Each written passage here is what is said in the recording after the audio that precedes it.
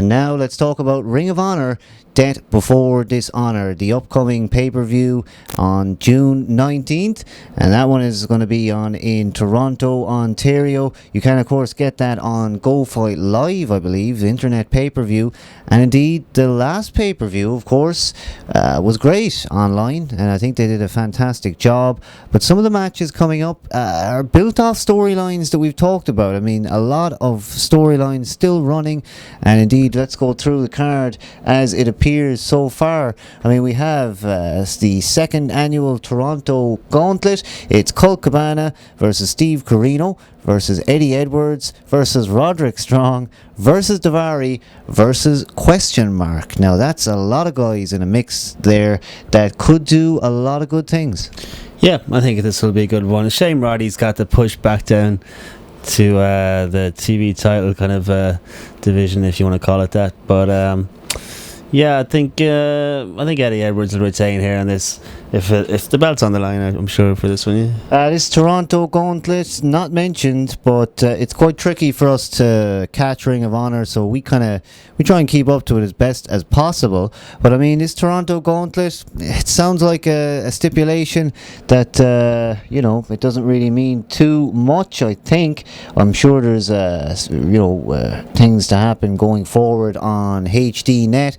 But I mean, Daivari, we talked about this guy recently, and apparently he was going to be either going back to WWE or staying with Ring of Honor, and it looks like a couple of weeks on the guy hasn't made any moves. Now looking at that list of names, let's talk about Eddie Edwards. He's been pushed recently. We know Roderick Strong has been up at the main event.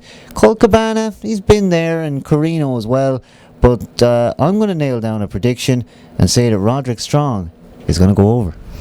Yeah, well, he needs some sort of belt, I think, after so long. I mean, God knows, poor Roddy tried for that the world title and just didn't happen. But then again, when you've got people like Austin Aries and Tyler Black who are legit and I think can sell it some bit more than poor Roddy, especially on the mic, it probably just explains why he's got demoted. Well, a small bit demoted down to the TV title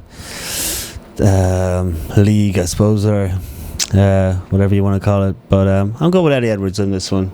I like Eddie.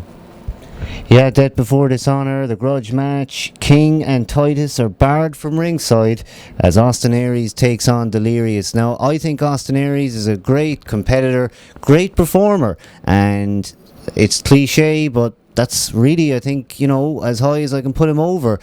As for Delirious, well, this is a guy we've seen a bit, and I'm actually quite impressed. I think he's good.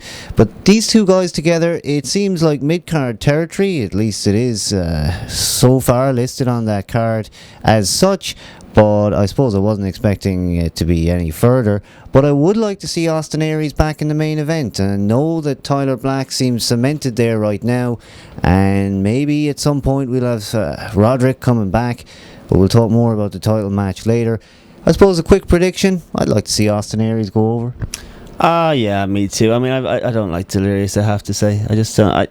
Any of those kind of gimmicks like Delirious or Abyss or Mantar back in the day, or even when it was Mankind, none of those. I don't know what it is about that kind of gimmick. It just doesn't really do much for me, especially Delirious, especially the look, I think, as well, and the beard seeping through. I don't know, it's like Abyss territory there, I suppose. Just those guys just bug the shit out of me for some reason. Yeah, I don't like Delirious. I hope he does the job big time there. For Austin Aries would be great on WWE, wouldn't he, when you think about it? If you put him on SmackDown, actually if you put him on Raw, fuck SmackDown, put him on Raw, happy days. Throw the Miz back on SmackDown then to freshen things up, and I think everyone's happy. Yeah, get a guy with some natural charisma, a guy that doesn't have to be trained to work a gimmick. He certainly at this point knows what he's doing. Of course, he was in TNA at the very beginning of me watching TNA, quite briefly, and I think they kind of had him in the X Division mix there. Around about the time when the Motor City Machine Guns would have been separate solo competitors.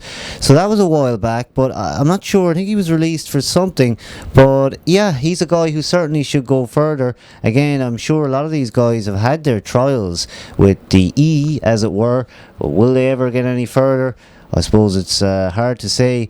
But with Ring of Honor guys moving up there and ending up there, I would have said it was good, but then Daniel Bryan got released. Yep, and look at poor Christopher Daniels. He's back in the Ring of Honor mix, but again, he's over, so I think he'll be okay no matter where he ends up. Indeed, a Pick 6 Contenders Series match. Christopher Daniels taking on Kenny Omega. And Christopher Daniels came back with a shocking return at that last pay-per-view. I was shocked. I was marking out for it. I didn't expect it. And I think at this stage, it looks like Daniels is going to be a part of Ring of Honor. I think that's a positive thing. He is somebody who can work well. He doesn't have to have all that size because he can do great things. Him versus Kenny Omega, I have to think Daniels coming back and not there too long. I'm going to presume he's going over. I would imagine so. This will be a good match. I think both those guys are really good. I like Kenny Omega too. I think he's good. So I think this will be probably one of the best matches on the card, definitely. Death Before Dishonor taking place June 19th, Toronto, and some more matches to come. We're going to talk about the grudge match months in the making. Kevin Steen versus El Generico. Now, the TV on this has been big. They've had a lot of airtime, and I think Kevin Steen is somebody who's gaining a lot of momentum being around Corino. I mean, that's helped him. And, of course, Generico went crazy a while back, and he was really getting sick of this bully angle, and he decided he was going to have enough of that. And the last I saw of him, he was beating up on everyone in the ring. Yeah, both of these guys, I think this will probably actually outshine the Daniels match. Looking back, I mean, these guys are always great to watch. Both of them really, really good. And that was that Steen Erico tag team when they tag together. They're always phenomenal to watch too. So expect this one to be good too, definitely. Indeed, I'm gonna say that maybe Generico would go over, or perhaps we're looking at something else here. Maybe they're going to continue it, but it has been going on a long time. Yeah, I think there's maybe some outside interference and bring it back old school and tie this storyline on a little bit longer with Corino or something. But otherwise Generico will probably go over on this. The Ring of Honor World Tag Team titles are on the line as the Kings of Wrestling take on the Briscoes. Now, these are two great tag teams. You got Claudio and who's the other guy? Chris Hero. Yeah, Chris Hero. Indeed, he's somebody who I would rate quite highly. I didn't remember his name that quickly, but believe me, I do rate him highly.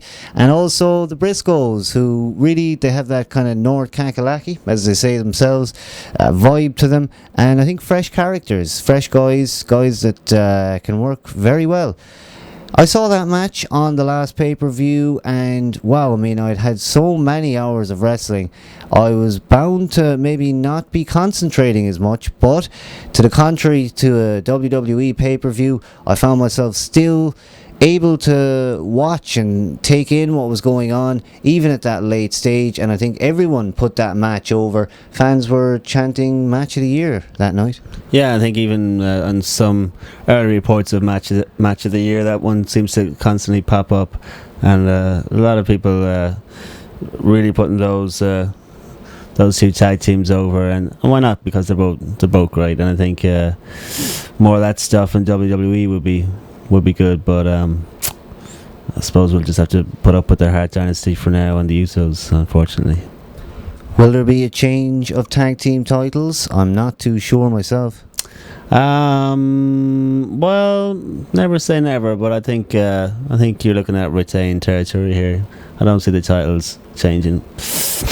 Indeed, ROH World Title match, and Tyler Black still in the position of champion. He's defending against Davey Richards, and a few months ago, it looked like it was going this way. Davey Richards from the American Wolves was being, I think, put in a good position. He was winning, and now we see him up there with Tyler Black. This is exactly what's good about Ring of Honor. You do have a guy retaining, and he's not just going to drop the belt on any given occasion. It's going to mean something, I think, when he drops it. And with Tyler Black, I'm ready for that in some ways, but also, put it on him as long as you like, really. Yeah, I think drag the shit out of it is always a good thing.